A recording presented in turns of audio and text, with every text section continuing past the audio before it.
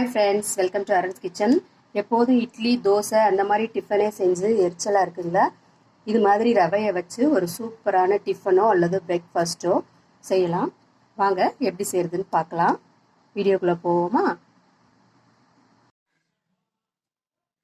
ரவை, ஒரு கப் ரவை போட்டுக்கலாம். அதே மாதிரி ஒரு கப் தயிர். இதை நல்லா கலந்துடலாம். நல்லா கலந்துட்டு ஊற வச்சுக்கலாம்.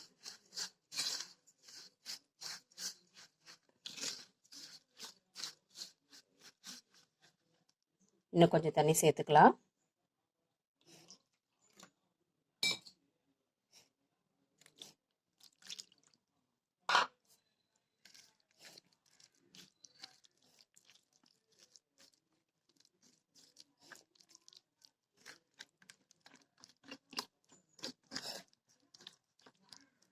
நல்லா கலந்துட்டு ஒரு 15 நிமிஷம் ஊற வச்சுக்கலாம்.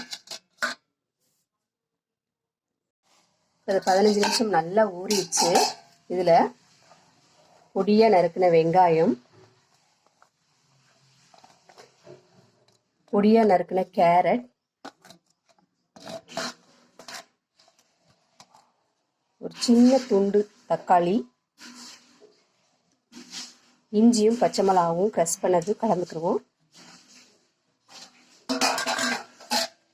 கருவேப்பிலை, மல்லி.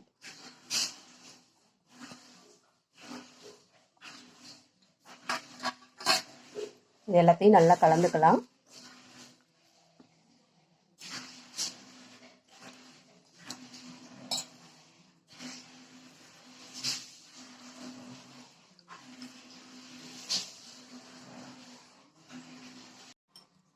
இதுலயே கொஞ்சம் எண்ணெய் காய வச்சிருக்கேன். கடுகு ஜீரகம் தாளிச்சு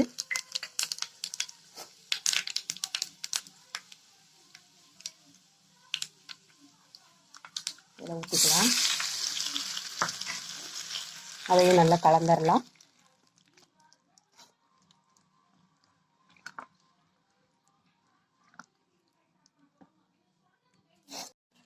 இதில் கொஞ்சம் ஆப்ப சோடா கலந்துக்கலாம். தேவையான அளவு உப்பு போட்டுக்கலாம்.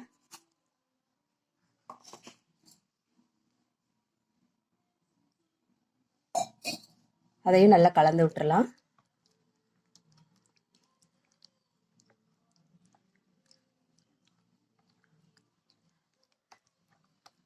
நல்லா கலந்து விட்டுட்டு ஒரு 10 நிமிஷம் மூடி வச்சிடலாம். இப்போ இது நல்லா ஊறிடுச்சு. வாங்க பார்க்கலாம். இப்போ அடுப்பில் ஒரு சின்ன பேன் மாதிரி வச்சுருக்கேன். அதில் கொஞ்சம் எண்ணெய் ஊற்றிக்கலாம்.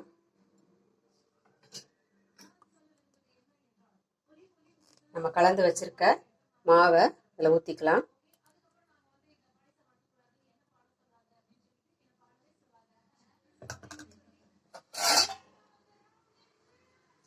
மூடி வச்சு சிம்மில் வேக வைப்போம்.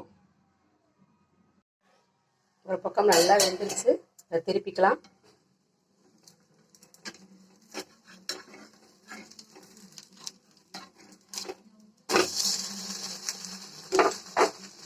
இன்னொரு பக்கமும் நல்லா வேகட்டும். 2 பக்கமும் நல்லா வெந்துருச்சு. ஒரு பிளேட்டுக்கு மாற்றிக்கலாம். அதே போல் இன்னொன்று ஊற்றிக்கலாம்.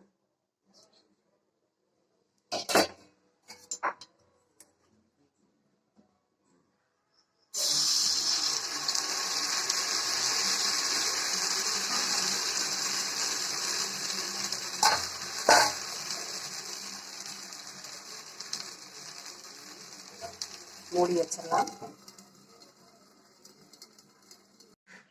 இது ஒரு பக்கம் நல்லா வெந்துருச்சு. திருப்பிக்கலாம். இன்னொரு பக்கம் நல்லா வேகட்டும். இந்த பக்கம் நல்லா வெந்துருச்சு. இதையும் பிளேட்டுக்கு மாத்திக்கலாம்.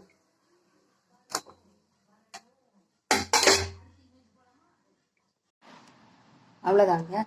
சூப்பரான ரவையை வச்சு இந்த மாதிரி ஒரு பிரேக்ஃபாஸ்ட் செஞ்சிட்டோம். ரொம்பவே சூப்பராக இருக்கும். நீங்களும் செஞ்சு பாருங்கள். வீடியோ பிடிச்சிருந்துச்சுன்னா லைக் பண்ணுங்கள், கமெண்ட் பண்ணுங்கள் அண்ட் சப்ஸ்கிரைப் பண்ணுங்கள். தேங்க்யூ.